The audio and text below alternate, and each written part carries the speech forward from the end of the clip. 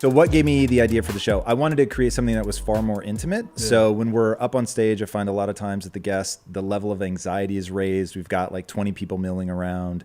We've got a camera on a crane. It's, zooming in and out. And it creates a super different vibe. And I love that show, and we're going to keep doing it. And it's really extraordinary. But I think that there's something that I really wanted to experiment with. What would it look like if it was just me and a guest? We were alone doing our thing. There's no one around. What would that bring out? Where would it go? Less formal. And so I thought that would be really, really interesting. And so here we sit, man. So your background is super fascinating. I see we're wearing a shirt that says Child of an Immigrant. Yes.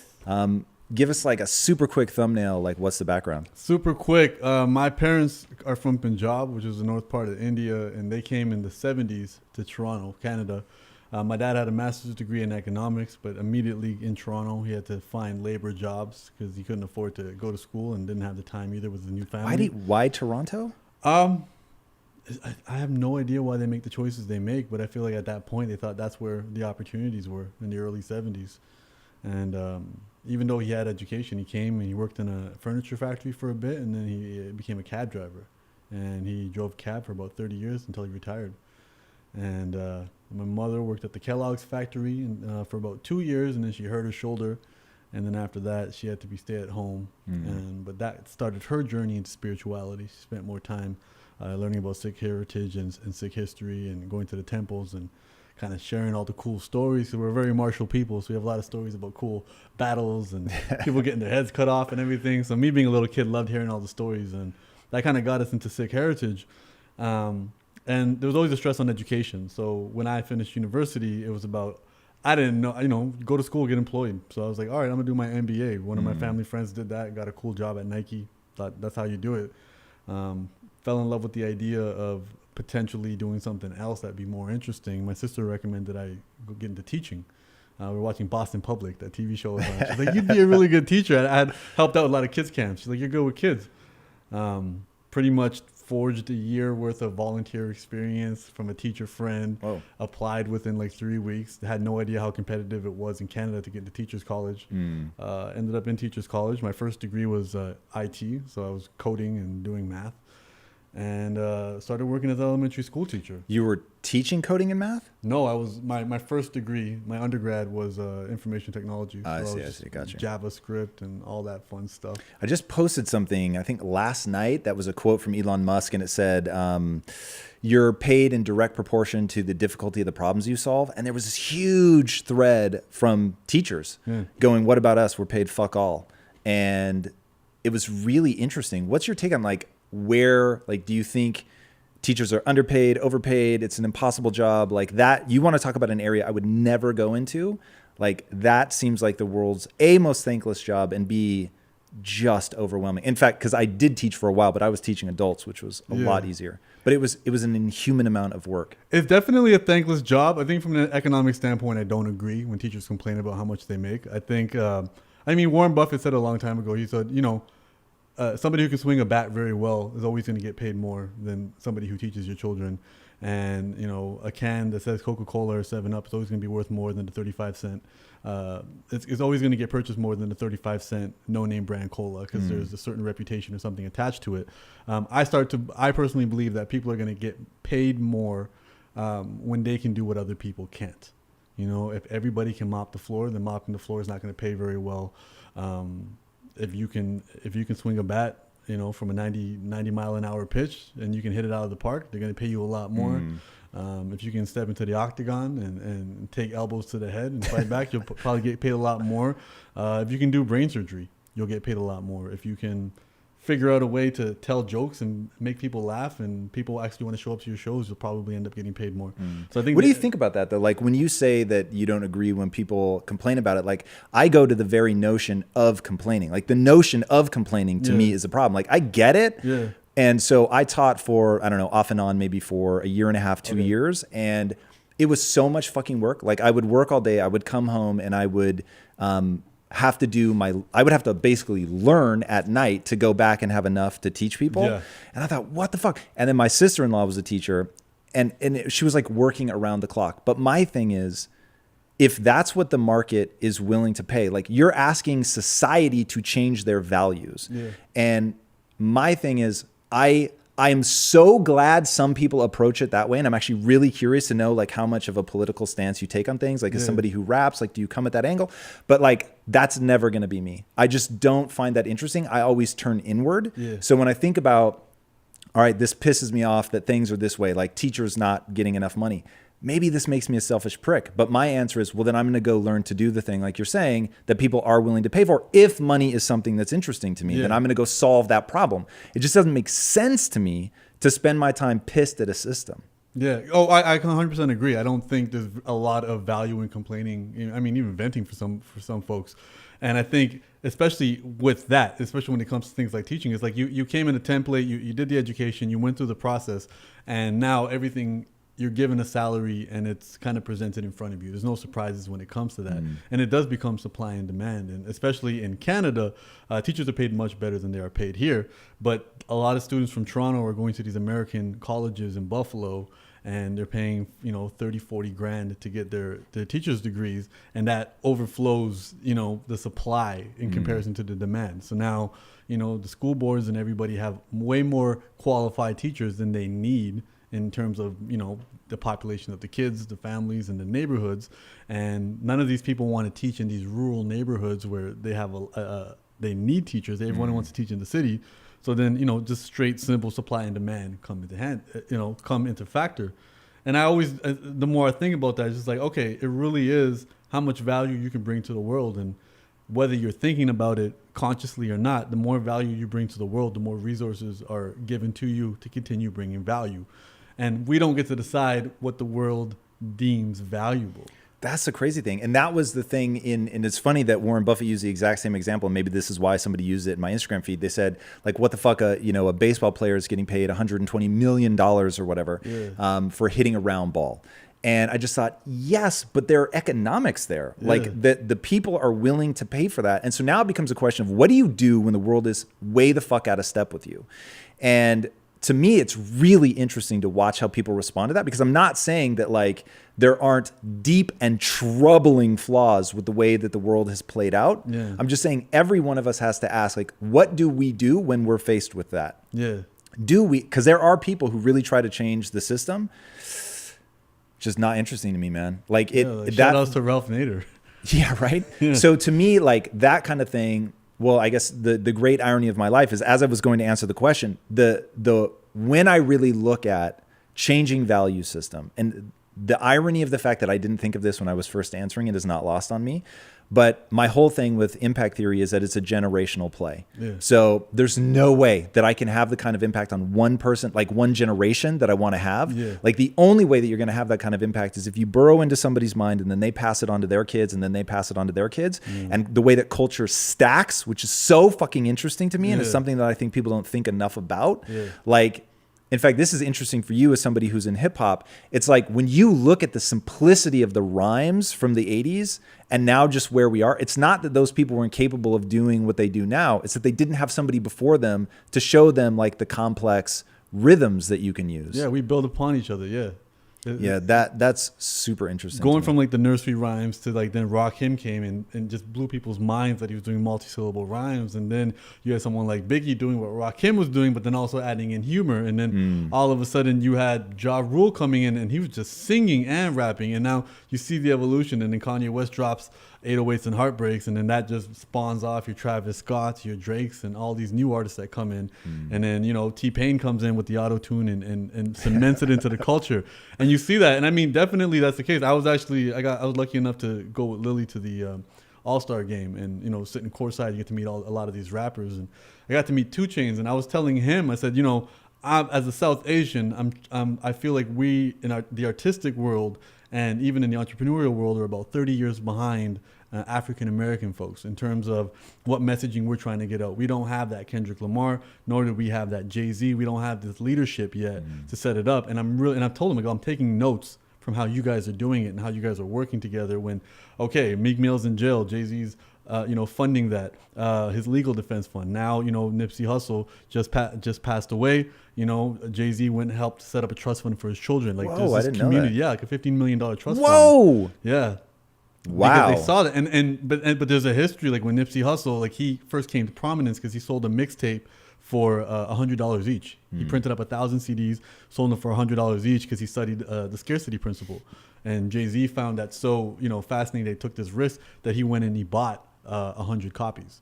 So there was always this support of the entrepreneur and saying, hey, it's each one teach one. I see what you're doing. It took me 10 years to get here. Let me see if I can get you to do it in 5. Right. So an artist like me, went to school, went to university, did the job, did everything his immigrant parents asked him to do.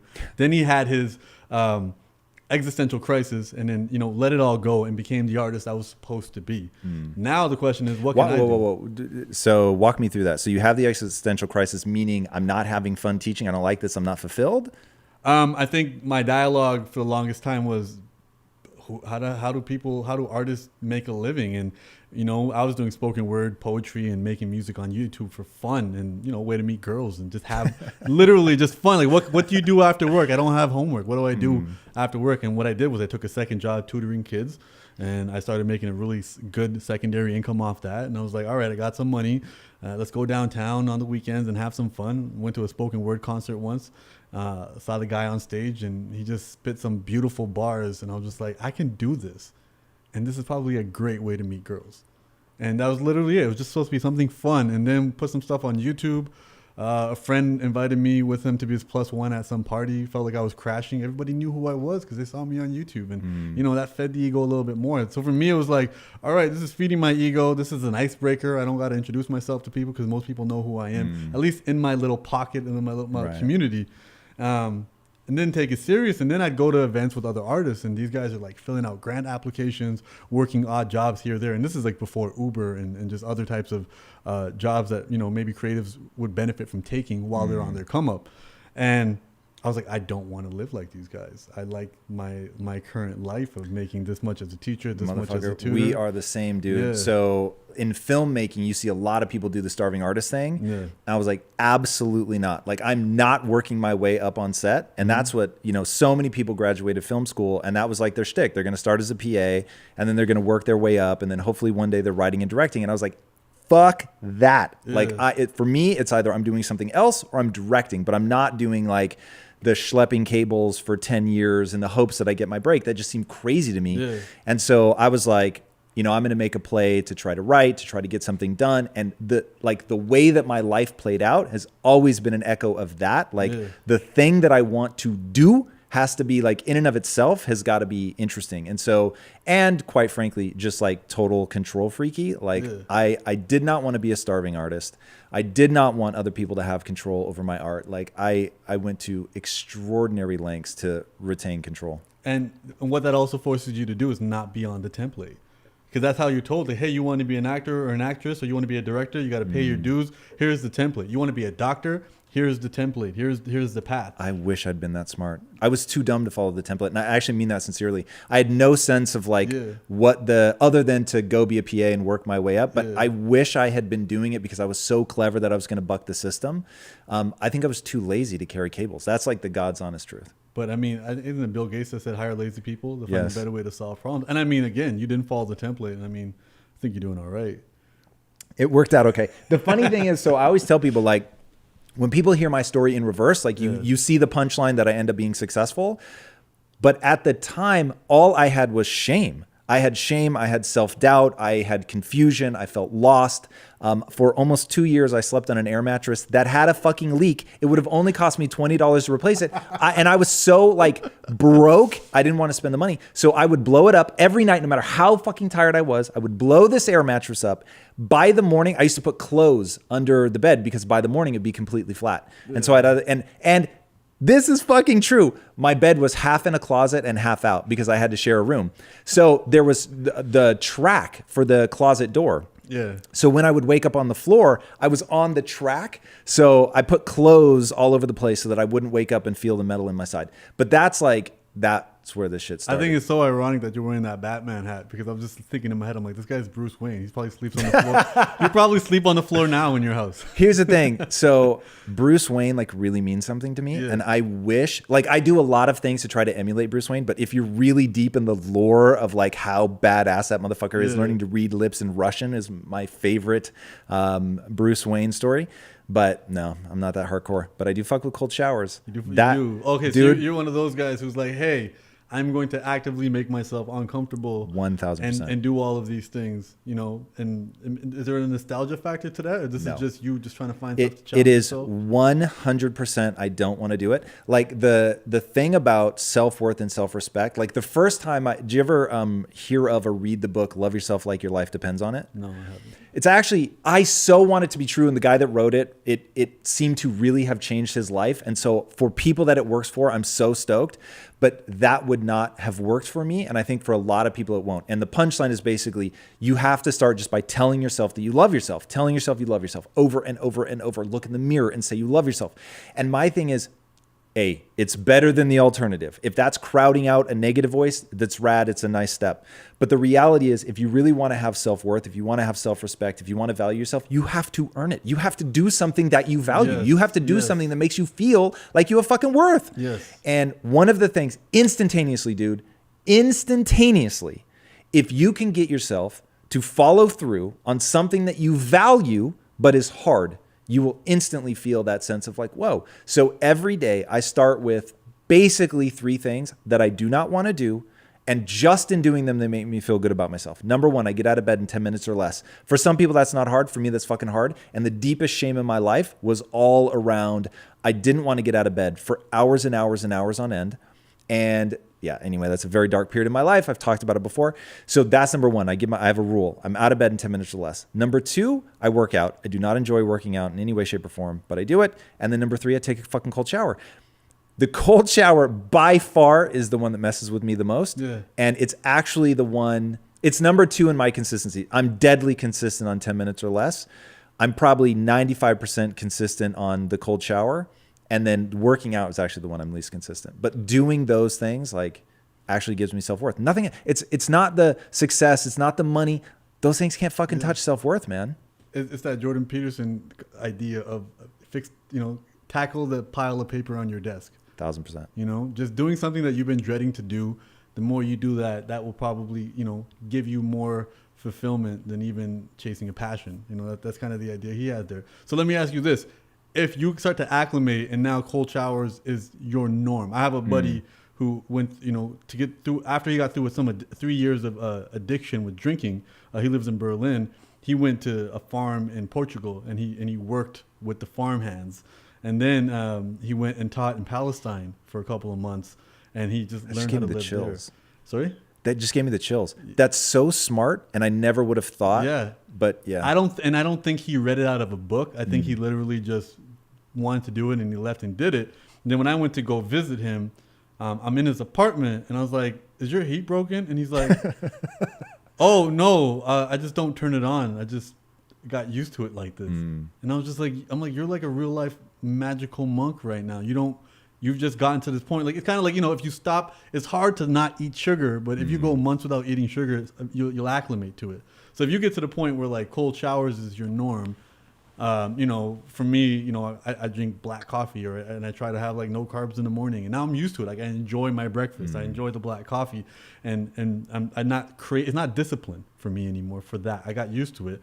Do you have a list of like, well, what's the next thing going to be that I'm going to do? I guess it's confession time. So there's one thing that haunts me. I'm not committed to it. I talk about it though because it weighs on my mind. Okay. Open water terrifies me more than anything in this world. And I got invited to speak at this open water thing. And I promised my team. By open water, you just mean like a lake the or a river? open fucking ocean. Like the ocean. Okay. Yeah. So this guy was a free diver, meaning no scuba gear. You just hold your breath and you fucking dive as deep as you can. And these guys die all the time because once you're halfway, dude, if you misjudge and you go a little too far, there's no making it back. It's already too late. Like, you're already dead once you turn around if you've waited too long. So anyway, that shit freaks me out. The movie Open Water is my greatest nightmare. Have you seen that movie? No, I haven't. Holy fuck. And it's based on a true story. Okay. And it's this couple, they get on a boat to go scuba diving. They go out, they do the head count. They go down. You always go with a partner. They go with each other. The guy miscounts. When they come back up, they think they have everybody, but they don't. So they resurface. The boat is fucking gone. And they don't realize that they've left people out there until God knows how long, 3 hours later or something. Then they get back in the boat and they try to find them, but the currents have taken them so far, they never find them. And the movie is literally just these two people bobbing up and down in the fucking water, and like how terrifying it is to not be able to see what's beneath you. And oh my God, dude, the real life story that it's based on, they end up, their like dive board, I guess you have like a whiteboard essentially with them, and it shows up. And I think I may be misremembering this part. It shows up and it says something. If I remember right, it says sharks. And so it's like, oh God, like that freaks me out so much. So to your point, like that's the one thing like in the back of my mind, I'm always like, at some point in my life, I'm going to need to do that. So anyway, I get this speaking gig. I tell my team, I will, within my code of ethics, I'll do anything to make this business successful because I so believe in the fucking mission. So I get offered this thing. It is my greatest fear. So I say yes. It's within my code of ethics, right? So thank God it got canceled. And I was like, thank you, like whoever But is you watching. took the baby step to say yes. Yeah, That I counts. said yes. That counts. And I was very proud of myself. But when I say I was relieved to the core of my being when it got canceled, I was relieved. But so that's the thing that hangs in the back of my mind. Cold exposure in particular, it's really, really interesting because you actually develop what they call brown fat. So your normal adipose tissue, which is white fat, it's not thermogenic. It doesn't generate a lot of heat. I mean, it's probably got insulation properties, but it doesn't generate heat. But brown fat actually generates heat. It has, I think it's happening, like it has an increased metabolic rate or something. Anybody that knows about this right now is rolling over because I'm sure I'm fucking this up. But it's basically You'll be hearing from Neil deGrasse Tyson. Yeah, exactly. Like, come on, man, what the fuck? But it becomes thermogenic. And there was this woman who did exactly what your man in Portugal did. He's in Berlin right now, yeah. Okay, so she did all this cold exposure, slept in Alaska with the window open in winter, only took cold showers. Also, she could, drum roll please, swim the fucking Bering Strait, the space between Russia and Alaska. Yeah. Holy shit. That's crazy. But that's how much the human body can adapt. Yeah, we're a lot more resilient than we realize. We're getting real soft out here now that we have no predators and we have not a lot of danger. So now all of our fears that were, fear used to be here to protect us from real physical danger. Now it's all just like, well, what are people going to think? Oh, what happens if I do something different? Oh no, what if I, recycle that outfit? What if my Instagram picture don't get enough likes? And these are talk all to me the about fears that manifesting themselves. in context of what you did. So you talk about this breaking of the template thing, which I actually find really interesting. So you've bucked it pretty hard. Yeah. I bucked it involuntarily. I was like you, but things didn't go my way. So I said, I don't want to be a starving artist. I never want to be a starving artist. And then somebody I'm making music with says like, hey, I got us a deal. We're going to write music for all these kids. And they can't write music, but they got rich daddies, and they're gonna pay for us to write all this music for them, and they're gonna put it out, and we'll get like 10 grand a song. We'll be good. And I was like, oh, that's more than I make as a teacher. You're gonna pay me 120 grand for this one album? That's way more than I make as a teacher. Let's do it. So no due diligence, no asking any questions, just seeing a PDF, contract. I signed, and I told my job I got to go, and I left at the end of 2010, and then all of 2011 was. Living the beautiful artist life, thinking at any moment this 120 grand was coming. So I'm just swiping credit cards, living off a line of credit. The 5 years that I had taught, I had purchased a property that I'd rented out as an investment, kicked my tenant out. Now I'm living in there. And it's completely just, no furniture, sitting on lawn chairs, making music, just being like, but the money's coming, and being a purist artist because I feel like I'm financially taken care of. Took about a year of denial to realize the money wasn't coming. Oh, yeah. So all of 2011, I just accrued about $80,000 worth of debt. Oh God. Yeah.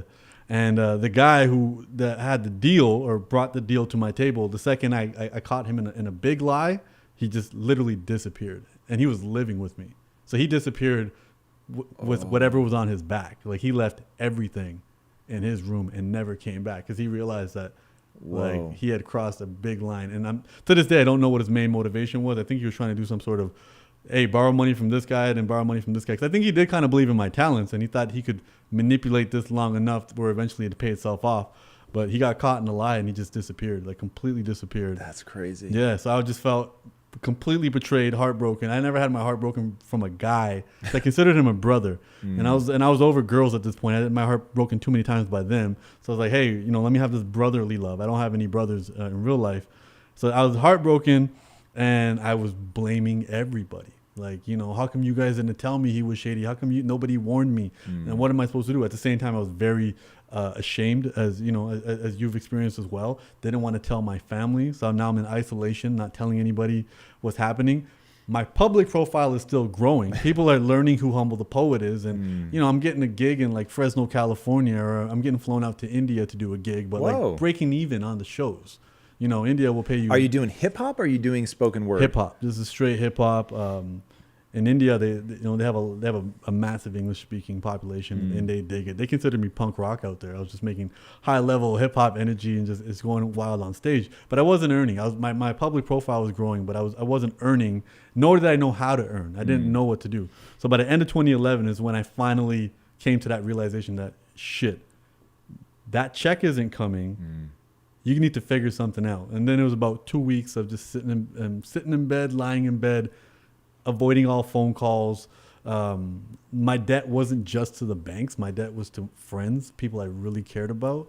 I'm drinking NyQuil every day, taking muscle relaxers, and just literally hoping for the cavalry to come. Just someone to come save me from all this. Nobody came. Spoiler alert. And at one point, I just had music playing. It was J. Cole at $1 in a Dream. And he has one line in there. He goes, Are you going to allow this to turn you bitter and cold? Or are you going to flip that last fucking dollar and turn it to a dream? And I think a combination of that line, I don't want to make it sound too romantic. I think it was a combination of that line and the 2 weeks in bed, because I was probably healing from my pain. I got up and I just said in my head, fuck this, sink or swim. Fuck all those Tumblr quotes. Fuck all these ideas that, oh, there's, you know, God closes the door and opens the window. God has a plan for you, or great things are just lying beyond the horizon, and all this fluffy bullshit. I was like, no, it's sink or swim. You want to have a vacation now? Go back to your day job. You know, you don't take any shots. You're not going to score any goals. Just do it. You know, you're either making progress or you're making excuses. And I was very, very harsh on myself. But at that point, that's what I needed. I took all these things and I pasted them all over my wall. And I just looked at them and I just got to work and I was like, what do I need to do?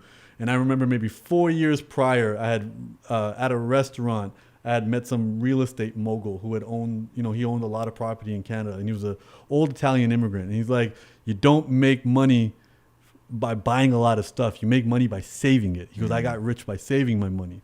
So instead of me being like, how do I make money? I was like, where can I cut my expenses? I sold the place. I sold all my recording equipment. I sold everything that I could. I sold clothes. I sold all his stuff. I sold everything that I could. And I moved back home with mom and dad. And I was, you know, 30 and super ashamed, thinking I'd never get laid again, thinking that, you know, this is the worst. And the strength that I found was facing fears. And the big fear was admitting I fucked up. Knowing that most people, when you admit, like, you know, people say, hey, how you doing? We always lie. We say, I'm fine. Right? This time I was like, no, I'm not good. Like, I have a lot of debt. I don't know how I'm going to make any money. I messed up. That deal didn't go well. I trusted the wrong people, and they weren't master manipulators. They just told me what I wanted to hear. And, you know, I had the rosy colored glasses on and I fell for that shit. And being open and saying that to people, nobody expects to hear that. And most people were supportive. Some weren't. Some were like, I told you so. Oh, I knew it all along. And I had to own that. And I'm like, no, don't feel sorry for yourself. Own it. And I think the big shift for me, and going back to our original concept of complaining, was power only exists when you take responsibility. Fuck yes. If I blame Tom for all my problems, then Tom has all the power.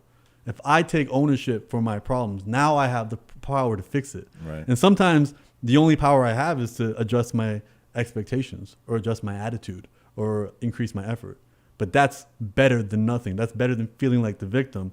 And, you know, I was talking about this earlier with somebody else. It's we all need to feel connected. So self-pity is a great way to feel connected, you know, connected with ourselves. Nobody knows what it feels like to be betrayed by somebody except for me.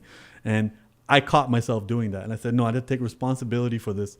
I had to call everybody I owed money to. I said, look, you know, I owe you 10 grand. I don't have the 10 grand, but I don't want to avoid you. But I promise you, you'll you're not going to see me spending money. Right. You're not going to see me anywhere. You're not going to see me at, you know, that guy's bachelor party in Cancun. You're not going to see me anywhere until you get your money. Right. I don't have it. I'm going to figure it out, but I need you to know that I'm not going to be that guy who avoids you. I'm not going to run away from this. And it took me 4 years. and I clawed and scraped myself. And again, I don't want to gloss over that part. And that involved selling all my stuff. Right. That involved getting, applying for different grants. Gigs were coming. Money was slowly coming in, making $1,000 a show. This is that. Adding it all up, everything went to owing the people in my life, paying them all off. The banks could fuck off and wait. And eventually I paid all the humans that I cared about. And once I paid them off, there was a big sense of pride there that I was able to face this like an adult, face everyone, look them in the eye and do that. And it took another 2 years to get to a zero bank account. I think it was the end of 2014. I had a zero bank account. And that was just my moment of like, wow. And I've seen you speak about, the moment you got your big check and how long that lasted. And it was the same thing. It was like for years waiting for that moment to hit zero and how happy I was going to be. And it was like, yeah, that lasted about 18 minutes. And now I'm like, what's next? But the gift from that as well was, I had to learn how to be, I was an involuntary minimalist. And, when money started coming in, I didn't adjust my lifestyle accordingly. I stayed that nice simpleton that I was. Also, if you figure out how to go from negative 80 to zero, then you know how to go from 0 to 80 and go for it. So every year since then has, gratefully I've been doing very well. Every single year has been going better and better from the principles I learned about getting out of debt. So now I'm grateful for all of it, for happening. I was going to ask you about that because I think a lot of people, when they go through something like that, most people don't take the risk, which, by the way, you leaving your job to go do that without like doing a shit ton of due diligence, you have my applause. When people aren't willing to take a risk, because you can always back out of it, right? You can always go back. Like you didn't even have to go back. You found another way to not only get from zero to something, but claw yourself the fuck out of a crazy Hey, but hole. I want to be honest. At one point, I almost did. I went back to the principal maybe 2 years, and I was like, hey, and again with my pride, hey, having a lot of fun doing this art and music, but I miss the kids. Right. I really miss the kids. Can you guys get me back in? And God bless her. She said, I think this was September. I came to her in July. I said, can I come back in September? She said, listen, I have a place for you, but it would be so much easier for me because you'd be making me give somebody bad news in September if you came in January. I can shuffle around the staff. Can you come back in January? I'm like, yeah, no problem. Walked out of her office. It's like, you need to figure this shit out before January because you're not going back. You're not going back. You don't get to quit because the problem now is you're still a local celebrity. So every day you leave your house, someone's going to be like, hey, Humble the Poet. Right. You want to quit that and hear that for the rest, at least for the next 10 years until you blow your brains out? Or do you want to do it? And I just said, forget it. This is who I'm going to be. And if it means I'll die in the next 2 years doing it, then let's if everything must go, then go. And that became my thing. Is Lauryn Hill Out These Boxes, that song. And she goes, everything must go, then go. That's how I choose to live. And I'm just like, this is it. I'm doing this until the dirt. Whether the dirt is going to happen in 2 years, whether that dirt's going to be in 100 years. This is all I'm going to do. There is nothing else. I'm all in. And it came slowly, and there was fear. There were relapses. A lot of people do say, how did you pull the trigger? You took the risk. I'm like, no, I fell for a scheme. I fell for a dream. But I'm grateful it happened because otherwise I was like, I'm not leaving until I get something that's worth more than my salary. And it took somebody, to lie and betray me to get me to live my real, authentic life. That's really interesting. So I went, when I was teaching, I had an offer to leave that, which ultimately ends up in me working with the guys who will become my partners in Quest and all of that. So of course it plays out very well. But at the time people were like, dude, what are you doing? Like, you've got a great job. Like, you're teaching film, it's like close to what you want to do. Why would you take this risk and go with these guys? And I was like, what? Like, to me, that didn't even make sense. Like, here were these two guys that were really successful. They were going to teach me how to do business. They were going to help me get control of my own life. Like, to me, there was no real risk in that. So I was like, I can always go back to teaching. But even now, like, one thing when you say, yeah, I was afraid and I thought about going back, even now in my life, there are moments where I'm afraid. There are moments where I'm like, fuck, am I doing the right thing? Like, is this really how I want to spend my life? Like, the last 6 weeks of my life have been the busiest 6 weeks of my life, bar none. I have never worked this hard or been this busy. And that makes you go, what the fuck am I doing this for? Like, I've already been successful. Like, this is not about the money for sure. So why am I willing to work this hard? And that voice that question, that never goes away, Yeah. right? You're always going to have fear. You're always going to have doubts. There's always going to be times where you have to realign your life, where you start to go askew and you've got to bring yourself back. So people living in fear of that, like my thing is, be afraid of not taking a risk. Be afraid of not trying. Be afraid of never getting to develop your potential, of never having that moment where you're like, I am doing what I was meant to do. I'm in a flow state. Like I feel alive. Yeah. And that's always been my obsession. Like, what makes me feel alive? Yeah. I want to go do more of that shit. Yeah. And so few people like ever allow themselves to get to that point because it's hard. It's fucking scary. And by the way, you're probably going to suck balls at it. And so you're going to have to face that. You're going to have to face your insecurities of, oh, I suck at this. And I've got to now put in the energy to get good at this. Yeah. And so that to me is like super interesting. Like, do you, as somebody who's trying, I mean, fuck, man, like in terms of where you're at from a South Asian hip hop perspective, like, is that ever something that weighs on you where you're like, Jesus, am I the right person to be the ambassador for this? Or is it just like you're so in love with it, you're going to do it no matter what? With the hip hop, definitely not. I am the ambassador for this, and I'm just hoping I have enough time on this earth for everyone else to realize that. That's without question. I mean, and that's the prerequisite for hip hop. Hip hop is not an open door. Hey, welcome to the culture. Hip hop is stand your ground, let everybody know that you're here, challenge everyone to try to push you off your pedestal, and if you fall off, get back on. It is not a welcoming, type of environment, and it shouldn't be. It is completely competitive. In what way is it not welcoming? Like, what's actually happened? I think it thrives off its competitive nature. It's a sport. Do you get called out for like rap battles? Like, what are we talking about? I have. I mean, in the early years, definitely. It's the second I got a platform, other artists would reach out for favors or what have you, and if you don't give them the favor they want, or most recently, probably like a year ago, an artist who I've had nothing but positive interactions with, not even remotely a negative interaction with, ever released a whole song attacking me. Whoa. And I had no idea why, not even like an inkling, like sitting there like, I talked to your best friend a month ago and that was a boring conversation. Like I texted him saying, hey, do you know a studio in this neighborhood? He's like, nah, man, sorry, I don't. I'm like, all right, cool. Like a boring conversation, no indication that there was an issue. And I think maybe 6 months later, someone was like, yeah, he had released a song and you didn't share it.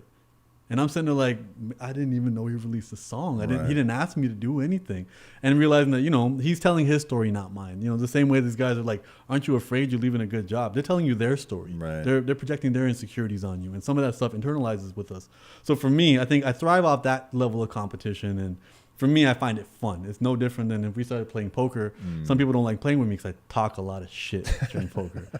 If I win a big hand and I didn't have good cards, everyone's going to see it. I'm going to tease people for it. I'm going to make nicknames. I enjoy the shit talk. I grew up in a neighborhood like that, so I enjoy that type of competition. I did start out with rap battles. Humble the Poet itself, I originally started with the name Humble, and then in a rap battle, I said, rappers are simple, MCs are more complicated. I'm better than all y'all. I'm the poet. And then I ended up winning this big tournament. And then I changed my name to Humble the Poet to rub it in. So the irony of calling yourself humble, but it actually being a very cocky name that was inspired by a lot of spite. So for me, I love it for that. I mean, I've become a multidisciplinary artist. Going through that process in my struggling years, at the same time, I didn't even know how people in music made money. I used to ask artists, well, how are you making money? And a couple of guys in the UK are like, well, when they play your music on the radio, you get like 50 cents a spin. That's how I make my money. And I was like, that doesn't sound like much. Then my studio engineer got in a fight with his girlfriend, stopped picking up the calls. The guy who shot my videos got in a fight with his wife, stopped picking up the calls. And then I was like, I don't know how to record my own music. I don't know how to shoot a video. I don't know how to do anything. And, luckily I had this new friend, this young lady by the name of Lily Singh who had just started YouTube. And we had just, hung out for the first time. I'm eating Thai food in her neighborhood. And she's like, well, I set up a tripod and I make my own videos and I edit them. And I learned how to edit by myself. She goes, I suggest you do something that you can do by yourself. Then you won't have to wait on anybody. Smart. She goes, I don't have to wait on anybody. And I can work whenever I work. And if the work doesn't get done, it's my fault. And it was another pound in my head, personal responsibility, take ownership. So I was like, well, what can I do? Because my ego was still like, if you're going to produce, you need to produce like these world-class producers that you work with. If you need to record, you need to be an engineer because your buddy went to the New York School of Engineering. And, you don't know how to do any of this. You don't even know how to use GarageBand. So I just started writing, and I was writing on Facebook. and I would just like find a picture that I thought was inspiring off of like Reddit or something, and I would just post a picture. And like one picture was a picture of a monkey feeding a baby tiger with a bottle, and then I just write about love. And then Was it prose or was it poetry? prose. Okay. Yeah, because the thing was, I only wrote in poetry and I only wrote in rhyme, and now the idea was why don't you just write in prose, which is much simpler in comparison to what I was doing before. And I was like, okay, so it kind of felt like just vomiting out ideas. Right. And I had read an article from some blogger who said he blogged every day for a year, and the number one question was like, didn't you run out of ideas to write about? And he's like, just try it, you won't run out of ideas. So I just took that as the challenge, and every single day I wrote, and I just found a picture and I had a folder of just pictures during my procrastination, and I just wrote. And in the meantime, I was trying to figure out how to make some money doing, everything and anything at that point. And about 6 months into it, I had a fan base of about maybe 50,000, 60,000 people on Facebook. They're like, you should write a book. And I'm like, I don't know how to write a book. And I don't have the money to write a book. I don't know any of this. I don't know anybody who has written a book. And then somebody sent me a link to Amazon CreateSpace, and like, hey, these guys do print to order books. You don't even have to keep the books in your house. And then somebody else is like, hey, have you heard of Adobe InDesign? I'll show you how to use it. And then a friend in Toronto who was making signs for like, he had clients like Home Depot. He'd make their sale signs. He's like, I can show you how to use InDesign. And then he taught me how to build my book through InDesign. Didn't you turn your book into an international bestseller? Yeah. Did you do that while it was being self-published, or did you have a publisher help you? Oh, no. So what happened was, I self-published the book in 2013 on Indiegogo. So I crowdfunded. And I said, hey, I don't know how to write this book. I don't know how to build a book, and I don't even know how much it's going to cost. It's a compelling pitch. It's a compelling pitch. But I said, hey, if you guys, my relationship with you is all that matters. And if we do this, and I don't have to be a sucker and sign to, and I was doing it for music as well. I don't have to sign to a record deal. I don't have to sign to a record label. I don't have to sign to a publisher, because I don't want to get exploited, and I don't have any leverage moving in. And you guys matter, and I want to keep this, How much did you raise? I raised $26,000. Whoa. 305 people. Wow. $26,000. My biggest contribution was $1,500 from a professor at Harvard who I had never met. Wow. And he just simply said, I was very happy to see an artist take business in their own hands. I went to go visit him, and his name is Kareem Lakhani. I think he's a tenured professor now at Harvard. And he had done his tenure in crowdsourcing. So he was the guy when NASA would be like, hey, we have these hard problems. Can you help solve it? And he was the guy who went into like the nerd communities and was like, hey, I have 25 grand. Who can ever solve this equation? Somebody would solve it in a matter of minutes. They get the 25 grand. He helps NASA out. And like that, he was already doing that. So he was like, you took crowdfunding. Not a lot of artists are taking crowdfunding to this level that you're trying to do it. And I was inspired by Amanda Palmer, watching her story do it. And I was afraid to ask for help. So for me, the biggest accomplishment was overcoming the fear of asking for help and saying, I need help to do this. So I raised this 26 grand, and it was simply saying, hey, if you give me $1, I'll send you a folder of all the music I've ever made. If you give me $5, I'll send you a PDF of the book. If you send me $30, I'll send you a signed copy of the book. Send me $100, I'll send you a signed copy of the book, a T-shirt, and we'll have a Skype date. $250, I'll send you a hardcover. I'm printing only 100 of them.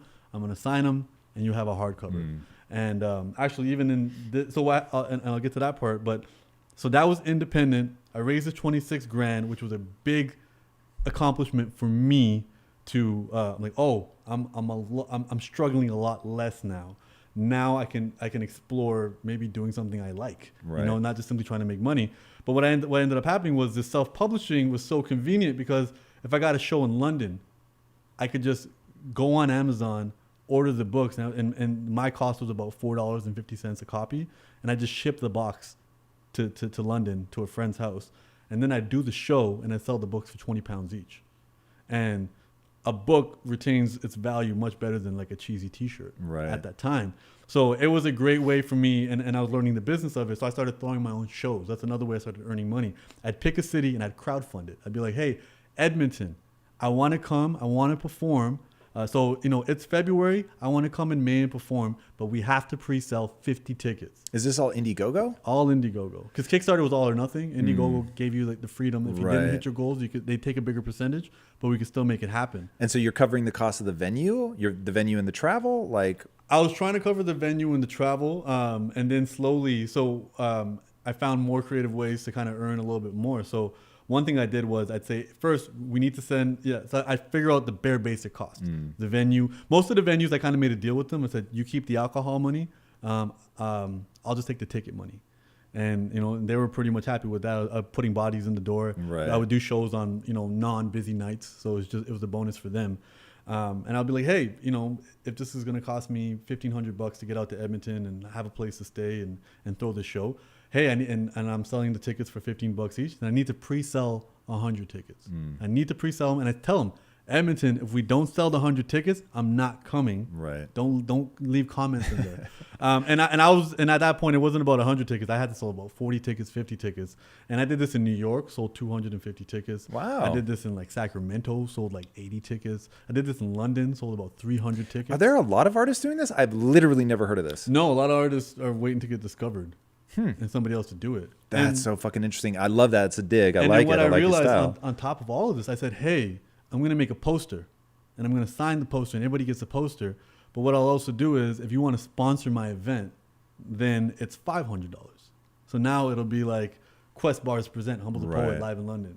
And then you guys give me $500. So then it got to the point where I was making the money before. And then I'd be like, hey, so it's $15 for a ticket, $40 for a ticket and a signed book. And then very slowly, my audience changed from young guys who love hip hop to girls bringing the book, waiting for me to read from it. Interesting. Not knowing that I made music. The book impacted way quicker, way harder than the music did. Really? I had no idea. That's really interesting. And it was in Vancouver for the first time because literally the only guys at the show were my friends who were doing security or just at the door, and they appreciated it. Did you still do the hip hop shows? 100%. I just rap because for me, rap is like a big chip on my shoulder. It's just I'm really good at it. I need the world to know. Even now, all the money I made from it's the same way with you in the comics. It's the money you've made in the business world. You're investing it into this thing that you're going to do no matter what. And so for me, that's what music is. And I had figured this out, and then as Lily grew, she in 2015 she went on a world tour. She took me on her world tour, and then I got paid well to be on the world tour with her and perform. We had done some music together, and they were also doing a documentary. And then the film team and the producers of the documentary hired me because I was the only guy who could get away with like putting a camera on Lily's face and not being told to like leave the room. Right. So for some of her more intimate, stressed out moments that they wanted to capture, I had kind of that carte blanche to like be in the room and just press record, and everybody was okay with that. So I got some money off of that. So by the end of 2015, I'd made a promise to myself that you will no longer do anything for money. So then 2016, I was saying no or tripling what I would normally quote people for an appearance, for a performance, and I ended up earning more from this abundance mindset of I'm already taken care of. Because at this point, I had like $45,000 in the bank. I had accumulated from the previous year because I said I live simple. Right. When I was at zero, when I had negative 80, I was saving every penny. So now I was still able to save money, and at 45, I was like, that's enough for me to live for a year because I'm still living with my parents at the time. Right. And at that point, I was all in for music, and then other really good opportunities came, and then end of 2016 was a very good year for me.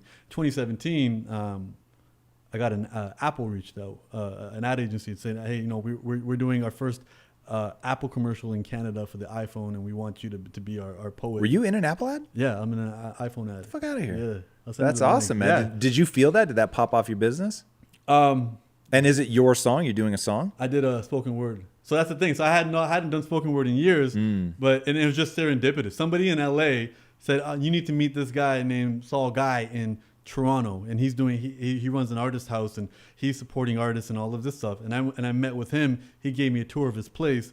The next day, the guy from the ad agency went to go see him, and he's like, I'm looking for a poet. And this guy's like, a guy named Humble the Poet was here yesterday. And I had been on some radio shows and some TV shows in Canada related to books. We have a show called Canada Reads, which is the greatest show ever. Imagine Survivor, but for books. What? So they get 5 public figures. So I'm a solid C-list celebrity in Canada at this point. So they call me and they're like, hey, we'll pay you 10 grand to read 5 books and debate them with 4 other people. Debate the merits of the book? Yeah. So everyone picks a book.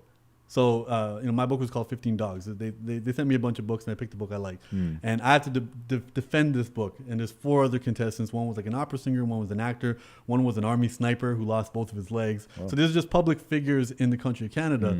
And I didn't realize how popular this show was. This show is super popular on the radio and on television. So I go on to this show and we're just debating books. And even if your book is voted out, you're still on the show. So it's very Canadian and friendly and it's fun. And so for me, it was like, hey, this is awesome. I'm meeting new people. And I ended up, my book wins the show. Your argument for the book, I'm assuming. My argument for the book wins the show. And I had picked a book that I just thought was cool. It's called 15 Dogs. I think you guys should check it out. Andre Alexis. It's about 15 dogs who are given human intelligence. And you watch their journeys to see if any of them can die happy. That's the question. Does intelligence make us happy? And it's following 15 dogs to see if any of them can die happy with their newfound intelligence. I ended up winning the debate between not being the last person on the show and I win. That caught the attention of the publishing community in Canada.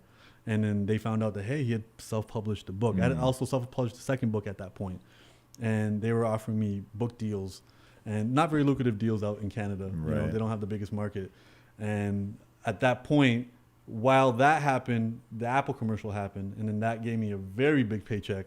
And I was like, wow, like this is like surreal for me, and this is a high 5-figure paycheck, not even 6 figures. But for me, it was, you give me 40 grand, I can live for a year. Say that's a lot of dosh.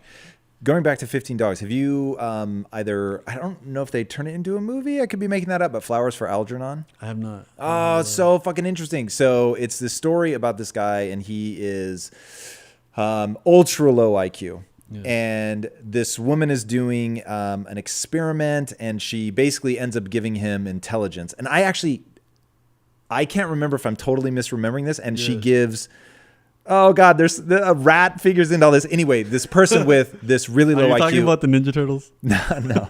This person with a super low IQ gets this drug and they end up becoming really smart, but it ultimately ends up wearing off. And it's about like the fucking heartbreak of knowing that you were smart and now being able to be aware that you used to be really dumb and now you're sliding back towards that, and like the loss of humanity as you lose your intelligence. So fucking interesting. I remember I read that as a kid. That really stuck with me. There's a Simpsons episode about that. Oh, dude, it's such a famous story. Yeah, Homer Simpson, they found out he had a crayon in his nose. A what in his nose? A crayon. A crayon. So when Homer was a child, he put a crayon up his nose, and then the doctor pulls it out, and then he has super high intelligence. But now he's no longer able to connect with his family, right, including Lisa. He's just his empathy and his warmth has disappeared. So at the end, he puts the crayon back up his nose. That's so fucking interesting. It's so interesting to me that The Simpsons is able to touch on something so interesting. Yeah. Like forever, my magic genie shows up, and what do you wish for? I always wished for super intelligence. And my wife was always horrified because she's like, but then we would lose connection. And it was interesting because as soon as she said it, I was like, yeah, fuck, you're right. Like if you were really processing like at that level where you just could not relate to other people, that's really interesting to me. But here's the question. Would you do it? No, not anymore. I would. And that always makes my wife very traumatized. But the reality is, man, I would. Like, that is so fucking interesting to me. Another one. Would you live forever if you could? Yes. See, me too. But what about all the people you're going to lose? I'm okay with that. I am too. This is so weird. So I was on Joe Rogan, and he was talking about, an apocalypse or something. And I was saying like, oh yeah, like it would be so fascinating to survive an apocalypse and what that would look like. And he was like, wait, you want to live? And I was like, you don't? Like, that was so weird. It was really eye-opening to me. I never realized. He's the guy that could probably have the practical skills to do it. Very true. Yeah. But it never dawned on me that somebody would want to be in the part of humanity that dies in the apocalypse. Like, as hard as it would be, as difficult, as trying, like it would be so fucking interesting to me. Yeah. So it's like the first few seasons of The Walking Dead when it was good. Yes. That's what you had a lot of people that they hung themselves saying, I'm sorry, I give up. I can't do this anymore. Yeah. And yeah, that's one. I think the intelligence one for me is, I think even the gap between having a 3-digit IQ and seeing what like mass population and the collective IQ is, and seeing the disconnect from there sometimes makes it, sometimes I envy people who don't overthink and envy people who just act more than they think. I will give you, look, I don't think intelligence is a one-way ticket to happiness. That is for sure. But I don't think that intelligence necessarily precludes happiness. So there was a really interesting expose that, in full disclosure, I've only ever heard about, I've not seen. So if I get some of the details wrong, forgive me. But directionally, this will be correct. The smartest guy in the US or alive today, I don't remember which of the two, has, I think, a 200 or 225 IQ. Wow. Einstein, if I'm not mistaken, was either 160 or 180. So it gives you an idea. It was way smarter than Einstein. Yeah. The guy was a fucking bouncer in a bar, and he could not get his life together. Like, he just didn't have the drive. He didn't have the interpersonal skills. He wasn't able to, like, go and manifest the things in his life that he wanted. And from the retelling anyway, this guy, like, there was just a sadness about him. And I thought that's really, really interesting. And when I think about the things that have worked out in my life, it is certainly not because I've been smart. If anything, that's always been my struggle, as I always feel like I've been around people who've been a lot smarter than me. But being able to relate to people, having drive like that, if you were going to say, Tom, what's the thing? It is grit, determination. I was about to say that. 1,000%. Shout out like, to Angela Duckworth. right? Yeah. Just being able to persevere, to push through, to not give up, you were saying something earlier, and it made me think of this really awesome quote from Walt Disney. He said, it won't feel like it at the time, but sometimes a kick in the teeth is exactly what you need. Oh, yeah. And I thought, fuck, that is so true. Like, in the moment, it never feels right. In the moment, it is definitely not the thing that you want. You would wish it away if you could. Yeah. But the reality is having to face the betrayal, having to face having made an idiotic decision, having to face your inadequacies, all that stuff. One, if you're willing to face it and you're willing to take that ownership, suddenly you can improve. And then also it gives you that chip on your shoulder, which is another thing I want to ask you about. So the chip on the shoulder, to me, it's a dark energy. Yeah. But it's fucking powerful. Very, very powerful. I overall, my overall, environment and drive is still primarily based off of proving people right. There's guys around this country, around this planet, who have given me couches to sleep on, put money in my hand, put me in front of people. I mean, even us connecting, it was somebody being kind enough to say, hey, let me send an email, put myself on the line to connect Tom with you. And because if this was a bad experience for you, that would look bad on them. Sure. And that's been my story forever. People going out of their way, literally creating an environment for me to be like, hey, don't worry about earning, worry about figuring out yourself out. You got a place to stay here. And you also have the fact that people know that you're my friend, so not too many people are going to mess with you. I've had a lot of people do that. And these are people that don't generally need me to pay them back. So I try to pay it forward. And proving right is I want that to be my main energy, but there is a chip on my shoulder in many ways. My father, when he was a cab driver, I was 4 years old. My earliest memory is him he got beat up. Oh. And seeing his face all mangled, and never, you don't think that concept of dad getting beat up. B, you've never seen what somebody looks like getting beat up. And, after that, him having a big, thick shield in his cab, right, in between the drivers. And again, us kids, we thought it was the funnest thing ever. You slide the window open, you can put the money through. We're just pretending, not really realizing how serious of a thing it was. And then getting a little bit older and feeling that anxiety, like, hey, he drives 12-hour shifts, and sometimes it's 3 p.m. to 3 a.m. Sometimes it's 6 p.m. to 6 a.m. And you don't know what's going to happen and what he's going to see. And then, that chip on my shoulder being like, I wish I could make a lot of money and I can smash that cab. I don't want him to work in that cab ever again. And, I never got to hit that. He's retired before I got to my financial independence. But, then also realizing that you have to update the voices in your head and be like, hey, his story was his story. He had to do what he had to do. And even if I was able to make a boatload of money and retire him, what would I still would have had something else to prove, someone else. There's these inner voices in our head, and sometimes we just have to confront them, or even have conversations with the people that originally planted them, because they're flawed human beings. Nobody, even the guy who gave me the bad record deal, like, at the end of the day, now looking back at it, I'm grateful it happened. I also see fear. I don't see conniving. I don't see evil in him. I see a person that got himself in a bad situation, didn't have the tools to be like, yo, I messed up.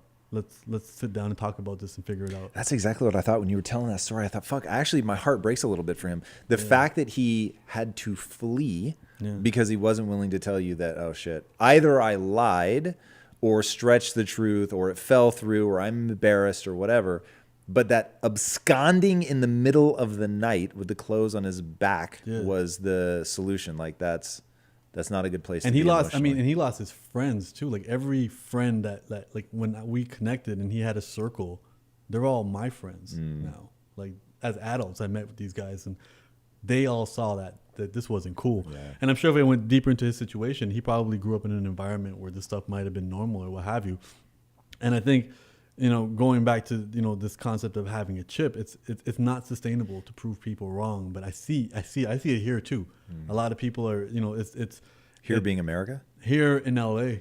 There's a lot of, most people that are here are not from here. They came from other places. And sometimes there's a lot of friction that happened at home.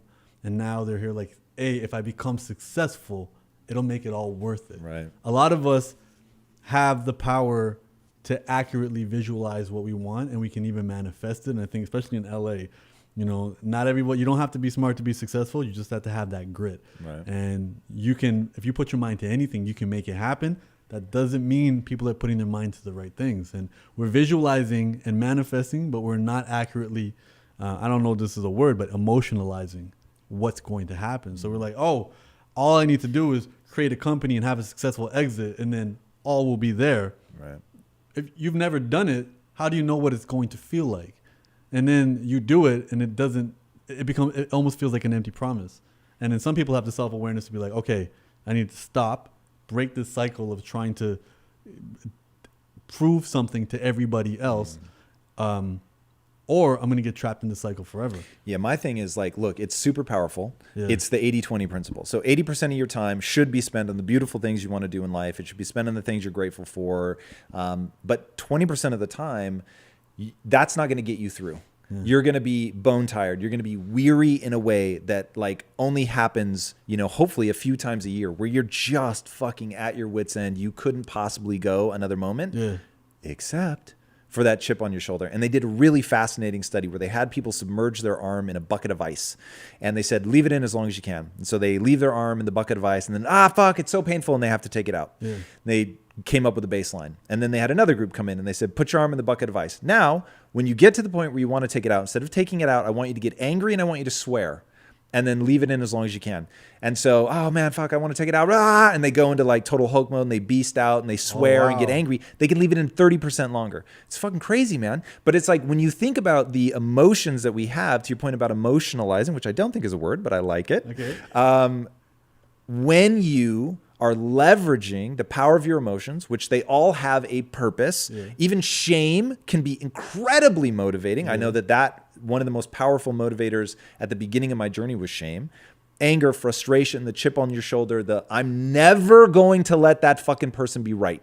It's the person who doubts you. And it's like, man, that has gotten me through the really ugly moments. The moments where it just wasn't enough that I wanted to help other people. It just wasn't enough that I wanted to win. It just wasn't enough that I wanted to build something beautiful. Yeah. It was like, fuck this guy. Like, fuck this guy. Yeah. And like, I really want people to understand that, because one thing that is so fucking dangerous about the sort of space that you and I occupy. I read your book. It is very uplifting. It's very empowering. There's a nuance to life that is hard to fucking write down. There is a nuance to like all this shit where it's like, sometimes it's fuck you. Like sometimes it's I love you 1,000%. And you should be there so much more than you're anywhere else. But sometimes it's fuck you. Sometimes it's like, I'm just not going to give up, and you have to like push and Hulk out and get angry and be willing to like grit your teeth and keep pushing forward. But people want to only say, love yourself. In fact, that's probably the easiest place to talk about it. They want to just say, love yourself. You're good enough. Everything's okay. But your journey began with, my journey began with that moment where I was hard on myself. Yeah. And when you started this in the beginning, in fact, I didn't want to interrupt because what you're saying was really powerful. But the fact that you were like, I had to be hard on myself. Yes. I'm like, that's where people fall down. Yeah. It's like, fuck, you've got to hold yourself to a standard, man. Yeah. And like people that really love this show, Impact Theory, and they come and they want to work here, right? The first thing I tell them is, what you see on screen is me trying to uplift and empower people. You have to understand, I hold motherfuckers to a standard. Yeah. So if you think all I'm going to do is cuddle you, like that is not real. Like that won't work. It won't win. Yeah. And I'm always worried that people sort of selectively listen to what I say and they don't take the whole message. Yeah. And sometimes, man, as much as yes, you need to love yourself. Yes, you need to be kind to yourself. Yes, you have to have grace and understanding for yourself and for other people. Yeah. At the same fucking time, like if you really want to achieve greatness, which you have no moral obligation to do, but if you want to achieve greatness, if that's really your shtick, let me tell you right now, you're going to have to hold yourself to a crazy fucking high standard. A crazy high standard. And I think even going back to what you said, you know, love. It can, you know, can be a kiss in the cheek, but it's also a kick in the teeth. Yeah. You know, and from that perspective, and you're right. For me, and probably having the challenges of, you know, after interacting with other people and being like, you know, for me, it was suck it up. For me, it was, you know, what's the use of complaining? So for me, hearing people complain now is kind of like nails on the chalkboard. Dude, nails on a fucking chalkboard. Yes. And here's the thing. The reason it's nails on a chalkboard for me is I actually want them to win. So for whatever reason, I'm wired. I love seeing other people win. It actually makes me happy. When I was 5 or 6, one of my earliest memories is throwing an Easter egg hunt because I didn't care as much about winning as my sister did. So I saw an egg and I didn't pick it up because I knew that she would find it. So like that shit, seeing other people who really are invested in that, like I love it. I love seeing people win. But man, like at the end of the day, sometimes you just have to toughen the fuck up. You've got to stop complaining. You've got to get shit done. So when I see people who I want to win complaining, not taking responsibility, it's like, I get it, man. I get it. I really do have empathy for it. But at the end of the day, like if you want to achieve, you've got to take total ownership. I wrote an article. I thought this would be like one of my very first blog articles ever. I thought this would be like the greatest gift in the world. I wrote this thing with so much fucking excitement you can't imagine. I was like, oh my God, people are going to read this. They're going to love it the most. And it was, all right, imagine you go for a drive one day and you're in your car and you pull up between these two cars and then behind another car. So you're basically trapped there in all sides. And you look in your rearview mirror and you see a car barreling on you from behind. The light's red, so there's nowhere for you to go. You're totally boxed in. And the guy driving is drunk. You go to honk your horn. You realize your car's fucking dead. The horn doesn't work. You can't even make noise. There's no time to get out of your car. Bam, he smashes into you. Whose fault is that? Now, if you don't know me, everybody says, obviously, it's the drunk driver's fault. Insurance company is even going to agree with you. It's the drunk driver's fault. And I said, no, here's the great news. I was so excited. It's your fault. And people went fucking crazy. They were like, you're victim shaming. Like, what are you doing? Like, this is so crazy. You asshole. Like, what the fuck? Yeah. This is irresponsible, Tom. I was so into you. And then you say this and fuck you. And I was like, what? Like, I was so caught off guard by that reaction because I thought everybody was going to be like, oh my God, you're right. I retain the power, which is what you were saying earlier. And if I say that it's his fault, then he takes all the power and there's nothing I could do. And my whole thing was, I'm not saying feel badly about yourself. Like, don't waste time beating yourself up over the fact that you ended there and your car wouldn't work and you pulled into the kill box and you got in your car in the first place. All I'm saying is always remember, if you make a different choice, you could get a different result. That's it. Yeah. Exactly, and I think that's what it is. But you're trying to take people to where they need to be, and there's going to be no shortage of people because no one's going to come out of the box with that idea of taking personal responsibility. And you're absolutely right. I recently, celebrating a friend's accomplishment, said something along the lines of, I work half as hard as you, but that still makes me work twice as hard as everybody else, and the blowback. Well, you don't know other people's stories. You don't know why they're not able to work hard. And I didn't talk about a specific topic. And you get the blowback because people really take it as an attack on their identity. And they look at it as specifically just for them, as if we're talking about that. And projecting these insecurities, I think it's super interesting because it holds us back. And I think we're doing ourselves a disservice, even as a society, where and I'm Canadian. So we have so many, not to get too political, but we have so many entitlements kind of embedded into our culture. And years ago, I got to perform at Lollapalooza and I met Childish Gambino. And this is back before Toronto had its musical wave. And I said, we have so many talented people, but we're not seeing any traction. And he goes, it's because you have free healthcare. And I was like, what does it have to do with free healthcare? He goes, in this country, when you hit 18, you're on your own and you got to figure it out. He goes, you guys probably have a government-funded record label too, don't you? We do. And I mean, Are you serious? Yeah, we have a lot of grants and funds, and some of that got me out of my hole. So I'm gonna, a lot of shout outs to them. But we do have government-funded things, and they kind of look at it like, well, a Canadian artist can't compete with an American artist because our market's smaller, so we're gonna invest in them, and here's, and if you're a big enough artist, here's a $75,000 tour budget, and that you don't have to pay back because a lot of people go on the red going on tour. And so there's these things, and it does build a level of entitlement because all of a sudden, if the grant goes away, people are like, oh, what am I going to do with my life? That was my thing. And I even noticed that with those England artists who told me about the radio spins. For them to get those radio spins, they had to know the DJ. Right. Once the DJ left the station, now all of a sudden it was a human rights issue for them. And I think that's the big thing. It goes back to that book. I don't know. I remember the author. Who Moved My Cheese? Never heard of it. Oh, it'll take you 20 minutes to read the whole book. The book is about 4 mice running in a maze, and one day they go to where the cheese is at, and it's not there. And each mouse represents an emotion, hem, haw, scurry, and I forgot what the last one is, as to how they react to the cheese not being there. So one mouse is pretty much like, it's the end of the world. How dare the cheese not be there? To the other side of the spectrum, where the mouse is like, I was noticing that the cheese was slowly going away, and I made preparations. Because none of this stuff happens overnight. None of these, these entitlements that we have. And I'm a big fan of George Carlin. And George Carlin always says, stop mixing up your rights for your privileges. Most of the things you consider a right are a privilege. And as a privilege, they will slowly go away. And I was being told this even as a teacher. They're like, hey, all these things that we have at retirement that we're getting right now in 2008, you're not going to get that. That will not be there when you're 50. Be mindful of that now. Telling my father, hey, Uber's coming in. Whether you think it's legal, moral, or right, it's here and it's killing your taxi industry. You need to retire. Dude, I don't get people that fight back against change like that. Like, at the end of the day, the consumer is always going to win. Like, what they want is going to win. You can try to legislate it, like you will slow it down for sure, but you're never going to be able to stop it. It is like this one-way street. Entitlement is another thing where it's like, it really winds me up, but it winds me up for people. Because here's the reality about entitlement.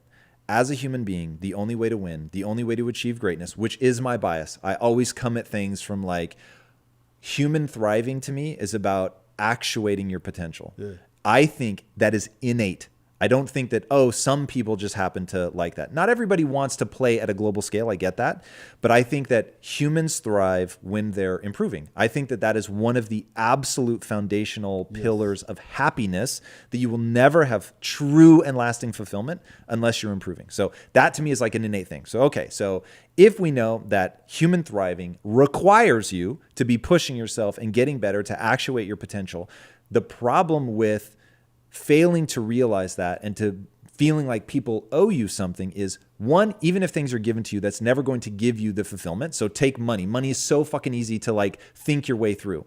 When you give people money in a lottery, they are emotional messes because they did nothing to earn that money. And when I tell people, like, when I got the money, it didn't impact how I felt about myself. Why? Because the person I had to become in order to be capable of earning that money, that transformed me. It's like when people ask me about like, who is my favorite interviewer, I always say David Goggins. Why? The funny thing is, it wasn't the interview. David Goggins changed me in the preparation, in building up for that, in researching him and learning about him and trying to get my mind around him so that I could do the interview. That was what changed me. It's the going through that journey yourself of becoming capable of something. That's the thing that transforms you. And so when people are like, what the fuck, I'm owed this, it's like, whoa. That will never serve you in the world at large. One, because of fulfillment, you have to be pushing yourself in order to develop skills. And then two, if you want to get ahead in the world, the only way to do that is to leave people in awe. That's it. Like, if you want to move up in the world, like, you've got to dazzle people. You've got to make them go, whoa, what the fuck? You get your commercial, not because somebody knew somebody. That's how they became aware of you. You get the commercial because then they see you and they go, what the fuck? And the number of hours that you have to put into becoming that, that's the juice, right? And then the end is like, it's a cherry on top, but it was the struggle. It was being betrayed and fighting your way back and being $80,000 in debt and working your way up and having the money and being able to turn down jobs that weren't right because you never had to do anything for the money again. Like, that was the thing that gives you that emotional stability. And it's never ending. There isn't, and this is the thing. Out here, everyone thinks in terms of a straight line, a beginning, middle, and end. That, you know, we watch TV, everything wraps up in 22 minutes. You know, everything wraps up in a nice tidy bow and it resets after. And that has such an impact on our psyche. We're like, I'm working towards that pot of gold, not realizing that there is no pot of gold. You need to find the pot of gold on your rainbow. You need to have fun on this. And even for me, it's, you know, getting that commercial took me to one place, but now, you know, the book becoming a bestseller in Canada and then doing super well in India and hitting all these different markets independently and then through bookstores. And now here, realizing that, hey, I have a lot of best-selling author friends warn me, hey, you're working with publishers, manage your expectations. This is going to be on you. Up until my only promise to myself, you know, for the April 9th release was you have to be able to go to sleep on April 9th knowing that you squeezed out everything you could to make sure that this would be a successful campaign. That meant, you know, for me, challenging my Canadian sensibility. My Canadian sensibilities are you send a text once, and if they reply, they reply. If they don't, you leave them alone. You know, and I appreciate how assertive, you know, you American cowboys are. You guys are a lot more assertive, and you guys welcome the assertiveness as well. So, you know, you got to poke and prod at people, and that's what had to happen this time. I almost kind of felt like this was my baby, and I'm trying to steal a loaf of bread for it, and I was poking people, everybody and anybody, seeing from different angles, like, hey, I need you to contact so-and-so. Hey, I need you to reach out to so-and-so. Hey, I need you to open the book. If you need to open this book, because the moment you open it, you're going to connect with something that you read. And for me, that was the victory. Now knowing that, hey, I was always afraid of, quote unquote, burning bridges. Or I was always afraid of offending people. Or I was always afraid of coming across as too crass or too pokey at them. But then the other part of me was like, listen, this is it. You signed with a major publisher. This is it. There's not a level above this now. Right. This is the final release for this book. It had its independent release. It had its Canadian release. It did very well when you sold it independently. But now this is it. You're in the big leagues. You're at the championship game. You're not going to hold anything back. And for me to realize how much was inside of me that I was holding back, because there's levels to this fear. And first, you know, fear to pull the trigger and leave your day job to do this. But then there's fear of asking for help. Then there's fear of putting yourself out there and being vulnerable and being completely naked and authentic with the people around you and being like, this is what it is. And this has really shown me that I have probably a solid, and I don't want to be absolute, probably a 95% success rate of facing a fear and the worst case scenario not happening. And, you know, and that's everything. That's asking that girl for her phone number. That is telling your parents and coming out of the closet. That is telling somebody you're in a relationship with that this isn't doing it for you. All of these things that, you know, fear manifests itself in so many ways and it creates so much resistance, and we start to justify it on so many levels. All of this is just going to hold you back, and now all of a sudden you're going to need fixes. My friend in Berlin, he wakes up at 5 a.m, works out at a jungle gym in cold Berlin. I think Berlin did 3 hours of sunlight last winter. It's just a cold, cloudy place. And he just wears winter gloves and he just pull-ups on this jungle gym. And there's nobody watching. He doesn't have a blog. He doesn't have social media. Dude. He has none of this. And he doesn't read books. And this is why he fascinates me. And I'm like, why are you doing this? He goes, I just do what feels good. He's Jamaican. And he says to me, because I'm a young black man who doesn't need a fix anymore. Because this was his journey to get out of addiction. And, you know, I felt like a bad influence on him too. And I was like, hey, let's not ride bikes today in the cold winter to go downtown. I'll cover an Uber or something. And I'm like, I don't want to make it almost as if I was about to give him sugar for the first time. And it was a really interesting perspective. And it goes back to that, like, why would somebody with your success take cold showers? I think of Kevin Rose. Every time I look at his Instagram, this guy's attaching himself to like a stretch machine, doing something to be uncomfortable, or intermittent fasting. And it's just, and it is that Bruce Wayne idea of sleeping on the floor. And one of my favorite yet most inconvenient quotes that I always have to remind myself is, true freedom only exists in discipline. And to understand that it's not once I get that big check and I can write out the rest of my days. This is forever. I overcame a lot of personal challenges and faced a lot of fears releasing this book. Now what's next? And fear ends up being that compass. Fear is telling you which way we have to go. And so often, especially as resources come into our lives, we have the luxury to avoid facing these things and looking them in the eyes, because we can be like, let me just, let me go to this show, or let me buy this toy. Now I can afford that, or I can afford to be around people who will never say no to me, or I can afford to be around people who will never tell me how it is. Right. And that's in itself a danger.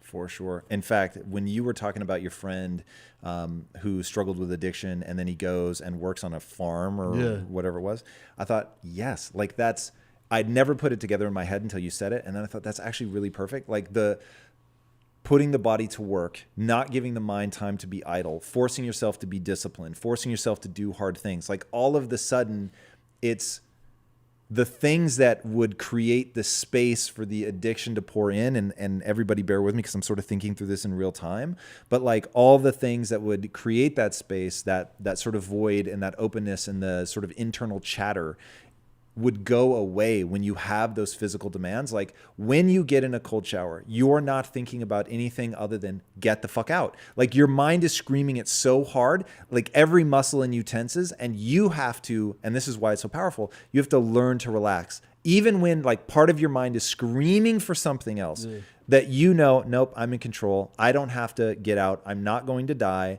And you can relax it. And it's like, once you're able to take control of your emotions like that, or once you're able to, like in his case, put your body to work, like there's just something that happens when either you have control of your mind. I mean, it's really both. You have control of your mind, which allows you to go do things that are hard, to work on the farm, to exhaust yourself. And that's something that I think modern society, people don't know what it means to be fucking exhausted. Like a lot of people they don't work out. They're not pushing themselves. They're not taxing the body. And there's like a restlessness. I mean, people talk a lot about anxiety and depression. One of the first things you should do is start working out. Like if somebody tells me that they have depression, almost guaranteed, not always, everybody out there freaking out, I get it. Not always, but almost always, they're not working out. Self-diagnosed depression. Yeah. They're not working out. Their diet is fucked. Like there's just a certain level of go push your body. Go get control of your mind, do really hard shit, especially when you don't want to do it. Yeah, and it's not as convenient as pulling out your phone and scrolling and getting these little dopamine shots. It's not as convenient as masturbating. It's not as convenient as a whole bunch of other things that might give you a quick piece of gratification, but it is more sustainable. Yeah, it's fulfillment. And it's fulfillment. It's fulfillment, like happiness versus fulfillment. Like happiness is super transient. A bowl of ice cream gives me fucking happiness. Let me tell you right now, you could put me in an fMRI machine. That shit is tasty as fuck. And eating it brings me a lot of happiness, but it doesn't bring me fulfillment, right? So nor is it sustainable. Right. If you ate it every day, its ability to keep you happy. Yeah, fucking hedonic set points. Like that is surreal. That, like, you want to talk about the human condition is just weird. Hedonic set points is one of them. So for anybody that's never heard of a hedonic set point, it's like at first, like you're saying, the bowl of ice cream is so rad that it's all over my radar. And then the next time it's like a little less rad, and then a little less, and then all of a sudden it's like not at all, and I'm just doing it now out of compulsion, and like just to hit sort of okay, or the baseline, like an alcoholic. Like at first you drink because it's fun, and like in my case you feel like you're suppressing the urge to dance on the table, and then all of a sudden you're just fucking drinking to not shake and vomit. And understanding that that's like just the sad sort of reality of the human condition is that shit will adjust. So you have to give yourself those spaces, like fasting. I hate it, but I do it. And partly because, dude, that first meal, when you break fast, oh my God, after 5 days of water only fasting, that meal is exquisite. Almost no matter what you eat, it's like, oh my God, this is the best Ritz cracker I've ever had in my life. Like whatever you're going to have is just going to be beyond extraordinary. Yeah, and I mean, I'm sure if you had an ice cream once a month, and you made an event out of it, you would enjoy it so much more. That's another thing. Make a fucking event out of it. Yeah. Like when I see people eating ice cream that they clearly don't want to be eating it, like we're now in a sad place. That always bums me out, because it's either don't eat it or eat it and fucking love it. Like make a thing out of it. Like really do it as a conscious celebration. Then hey, I'm all for it. I'm so lucky that my happy food right now is a specific salad. I don't know why. Wow. A sweet green, the Hollywood Bowl with tofu. I don't know why. I love it so much. Even Is when, part of it psychological because you know it's nourishing you, or is it purely just as a great fucking salad? I feel like I don't even like salad. I feel like just whatever they're putting into it, the chemistry of it is just hitting everything. Well, part of it could be if you're drowning it in dressing, which is where a lot of people go wrong with salads. Probably. It's like they put sugar in dressings. People drown shit in dressings. So I feel like it's still more sustainable than ice cream. yeah, that is for sure. And it makes me happy. And I mean, even now, like when I was on my way here and I got the call saying, hey, things are moving a little bit late. I literally just changed the address, went there, and I ate the salad, and it just made me super happy. That's and maybe awesome. there is an element of it where just like, hey, you don't feel as guilty eating this because you don't have. It's not like eating eating a bunch of bread and feeling exhausted right after eating Right. it. But I mean, I feel grateful for that because in terms of what I splurge on, and I think it was all those years of my minimalism, just that has really embedded itself into me, where I don't have a lot of real interests that I want to spend my time and money on anymore that excite me. And I'm super grateful for that. I'm just like, yeah, I love eating the salad and it's a treat, and I could probably do it 2 times a day, That's funny. and it doesn't bother me so much. Before I let you go, I need to ask, Yeah. what's your most important tattoo? So for people just listening, the man has several tattoos, and I'm always curious when people have tats, like what is the one that like this one is meaningful? This one right here. Now, Yeah. period. Why is that important? Understanding that that's all I have. I have nothing else. Like in an Eckhart Tolle kind of way? I think Have you read The Power Now? I haven't. So fucking interesting. With that tattoo, one, the book will be sort of self-evident to you Yeah. because you're obviously already bought into the notion. I think that's what it is too. I grew up, in Sikh heritage. I grew up with Eastern philosophy, so I'm realizing a lot of times people come to me, they hit me with this stuff that my mom was teaching me when I was a kid. Eastern Right. philosophy, cyclical, being present, understanding anxiety exists in the future, and regrets exist in the past. A lot of this, but I think it was when at one of my moments where I was dealing with more superficial loss, nothing that was impacting my ability to survive. I was just like, look, at the end of the day, you literally only have now. The first quote in your book is from the Tao Te Ching, right? Yeah. Speaking of Eastern philosophy, just because we have it right here, read Yeah. it. So there was a time in my life when I self-identified as a Taoist. I went hard on the Taoism. Yeah. So to attain knowledge, add things every day. To attain wisdom, remove things every day. I fucking love that quote. Yeah. And that pretty much sums up your book, which is called Unlearn, by the way. Yeah. And that's what it was in that journey. Like pretty much I wrote. And when everyone said you should write the book, and I put this book together based off the writings, it was me realizing, A, the fluffy stuff is fluffy. Let's get more pragmatic. But B, it wasn't about acquiring something new and it's a special skill or a special mindset to move forward. It was really letting go of stuff. And like, as you mentioned with shame, there was a lot of shame and guilt, and I'm finding the source of that. It's like, oh, that came from my upbringing, because that's a common tool that's used in our culture is guilt and shame, and having to be mindful of that. Like, all right, I need to let that go. Not only do I need to let it go in my internal dialogue, I need to let it go on my tool belt. I can't make anybody, I made a promise, don't ever make people feel guilty or ashamed. And if somebody is already manifesting that, for example, let's say how this ran a little bit late. If you felt guilty for it, it'd be my responsibility to like, no, that's not me. I'm not that guy. I'll find something to do with the extra 30 minutes. Don't let that happen. We need to break that cycle, because I do kind of feel like there is a level of unhealthiness that came to that. And this journey with this book is the reason I wanted to finish that story with the publishers and all reaching out to me is when they came to me with the deals, I said, hey, I wrote a book and people really dig it, and I feel it has legs, and you guys would be a bigger trampoline to bounce it off of. What do you guys think? And they said, traditionally, we don't publish books that are already out. And then I'm like, all right, cool. I'm gonna go make music. And I just said no. I'm like, I don't want to do it. And I think I figured out ways to make money, so I'm not gonna do it. And then a bookstore by the name of Indigo, which is a big chain in Canada, and they own all the bookstores. They're like, hey, we're starting a publishing wing. We love your first book. Can we just change the cover and republish it? So I was like, so what do you need from me? They're like, can you just email us the PDF? So they didn't even change the formatting or anything. And I had spelling mistakes in it. I had grammar mistakes. I had everything in my original copy. And then they took it and they just put it on the shelves, and that's when it became a bestseller. And then in complete honesty and authenticity, the publishers are like, well, you sold well in Canada. We're going to call you an international bestseller. Hey, respect, man. However, since this dropped, it's been doing very well here. And it's but I think I'm not finding that fulfillment from seeing myself, number one, and you know, in whatever niche category they have me in on Amazon as a bestseller, I'm finding fulfillment knowing that, hey, you left it all in the ring. Right. You reached out to people, you poached people, you did it by yourself. You camped out of people's offices, you knocked on doors, you had the uncomfortable conversations with your publishers, you called people out, you asked for favors from people that you were afraid to ever ask anything from. And that is where I got a lot of pride. And I also think it's important for the audience to know how even we met.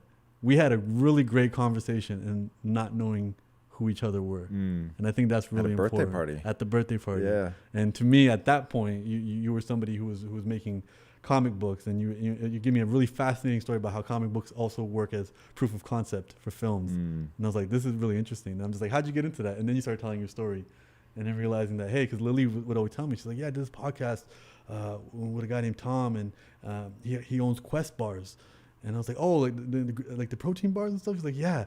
He asked me questions that I've never heard before. He does the best interviews ever. And I remember that was all it was. And I'm just like, wow, I really appreciated that we had that authentic moment. And it wasn't somebody being like, hey, Tom and Humble, you have to connect. Right. It was something really cool like that. And I'm glad to be, the first guy to do this. I think you should definitely do a lot more of this. No, it's been a lot of fun, and man. These conversations, a lot to learn. And meeting you, because I'm actually really bad at meeting people. Okay. And that was like really some early attempts of mine to like get to know people and strike up conversations just like cold. So it was a lot of fun to have something be so rewarding. Like your story is really, really interesting, and it was as fun that night as it has been today. I do have another question that came up during our conversation, and I tried to pin it, and then I forgot. What are your thoughts on ambition and contentment? Wow, that's an awesome question. So I think that they coexist beautifully. I think that you can be both wildly ambitious and at the same time be, when you're looking at your life, be like, I'm totally content. And if I never achieve another thing, like I'm totally happy. To me, it is about, you can flip a switch in your mind, and people have got to learn to control their minds. Like if you have one mission in this life, it is to learn to use your mind to your advantage and not to let it run away with you. So I know if I want to, like if you said, Tom, you can never do another thing. Like this is your life, what you have now, this is it. You'll never be able to strive. I'd be like, okay, well then I'm going to focus all of my attention on gratitude. I'm going to live a sort of emotional monk life. I'm going to flip a value in my mind. And this is where people fuck up. They don't understand the power of values. What do you value? I value ambition. I value pursuit, but I've chosen to value that. Now, I could just as easily go, you know what? Starting today, I believe the following. The Buddhists were right. And all of life is suffering born of desire. And once you let go of desire, you let go of suffering. And I would just decide, I'm going to fucking value that. I already think there's wisdom in it. Now, I choose to actually ignore it. Yeah. And my life is all about pursuit and ambition, but I'm very careful never to make it about success. So I'm not tied to the outcome. I'm tied entirely to, did I sincerely pursue something that I believed in, that I really cared about? And if you said you just can't do that anymore, for whatever reason, I would set that aside as a value, and I would bring a new value into my life. And that new value would be contentedness. So when I look at my life, I'm like, fuck, man, I love my life. I love my wife. I love what I'm doing. I believe in this. Like, I'm cool. I'm chill. I'm good like this. But at the same time, then other times I'm like, no. Like, let's see how far we can really push this fucking thing. So then I have to leverage the discontent. Then I have to leverage the chip on my shoulder. Then I have to decide to spend some amount of my energy focused on what's wrong. I have to spend some amount of energy in the hunger, feeding that, stoking those flames. But always, always, always, I have in my mind what I call the Overwatch mechanism. And the Overwatch mechanism is watching for... It's sort of the always sober version of myself. So whether the sobriety is sobriety from ambition, whether the sobriety is sobriety from fear, whether it's sobriety from actual alcohol, like there's always a part of my mind that is watching what I do and is very careful to make sure that what I do is in alignment with my beliefs and values and all that. Say like a checks and balances. Yeah. And I think that everybody has that, but you have to focus on it. That doesn't mean that I don't misspeak or say stupid shit or get off track. So in no way, shape, or form am I saying that the fucking Overwatch mechanism is perfect. It's not. But it keeps me from staying derailed for too long. It keeps me from not recognizing a mistake and then, just making sure that I apologize and I move on. Yeah, being able to go back and forth. Earlier we were talking about that nuance. Like people like achieving at the highest level requires this crazy amount of nuance that is so fucking hard to write, which is why I've not written a book, because it's fucking hard. And every time I go to capture it, I'm like, I can speak about it, but like putting it into words, it gets very difficult. So it's when you have this grand ambition, which is simply a choice, I've chosen to value that, then if you let that be all consuming and you forget the power of now, or you forget the power of like, take a minute to enjoy what you have. Like, don't run so hard that you forget you actually have something pretty fucking extraordinary. Even if all you have is your health, even if you don't have your health, but you have the ability to try to win it back. Even if you don't have the ability to win it back, but you know, like fucking Viktor Frankl, who was in a concentration camp, said, at any time, if you know why you're struggling, if you know why you're going through this thing, no matter how horrific it is, you can get through it. And it's like the Nietzsche quote. If you have the right why, you can survive almost anyhow. Even the Albert Camus with you know, in the coldest of winter within me, I found, you know, an eternal summer. And it's that, you know, and he's saying it very silly, like, you know, the Sisyphus story, you know, imagine Sisyphus pushing the rock and it rolling back down, but imagine him having fun doing it, knowing what the outcome's going to be each time and still being okay with it. I always thought that was something I've always been kind of tackling with this idea that ambition means where I'm at isn't enough, and I have ambitions to go further. Contentment means all of this is fine. How do we make them hold hands? And I think you hit it on the nose right there, where you're like, look, there are compartments or there are pieces of me, and I am embracing them all. Whether that's that dark side, that chip on my shoulder, those negative thoughts, the voices the voices of that kid who beat me up when I was 10 years old, and now I got to channel that inner Hulk to make this all happen. Cool. And then I need to take a break from that, and now all of a sudden I need to channel the love of my wife or the love of my family and think in terms of warmth. And I think so many of us are thinking in absolutes. It's either black or it's either white. We're either always positive or we're either always negative. And it's like, no, we exist. And I'm so grateful that all the people that I'm meeting in this space, I feel like this generation of people who are trying to help people find their greatness, their wellness, and presenting the message are all saying, look, I'm flawed. You know, I'm messing up, and I'm here to share my journey with you guys as I mess up. And please don't think you guys can hold me to some holier than thou standard, because we're not there. And all of these, and I've had that too with the success of this book, is, and obviously having a beard and looking, you know, looking like Osho, people start to think, you know, this guy like has it all, and you know, and speaking slowly or just not having too much color in my voice when I speak. People think I'm calm and I meditate all the time, and I don't. I don't do any of this. I'm somebody who makes mistakes like everybody else. I make irresponsible mistakes. Sometimes I say dumb shit on social media, just like everybody else.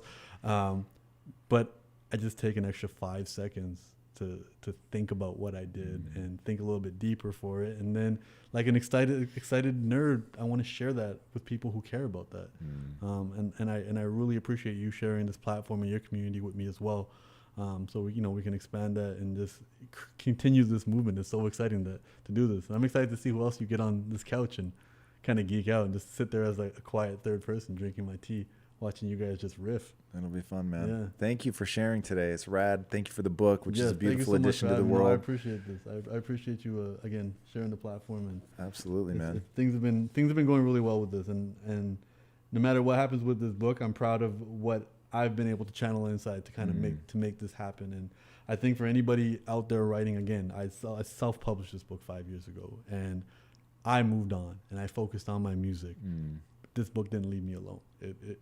It does what it does by itself, and it got me to this point. And again, I'm everything I make off this book is going back into the music, and I'm gonna, as I said, have fun, focus on some of those chips on my shoulders, and create. And for my own specific community, the South Asian community, this is the first time we've had the space to be creators, and you're seeing that with Lily Singh, you're seeing that with Rupi Kaur, you're seeing that now. We had to cross the pond and find a safe place, because back home there's a lot of conflict, and that opportunity didn't arise. And it's been such a journey, and this book was birthed out of me being fed up with the fluffy stuff. You know, I'm focusing on pragmatism.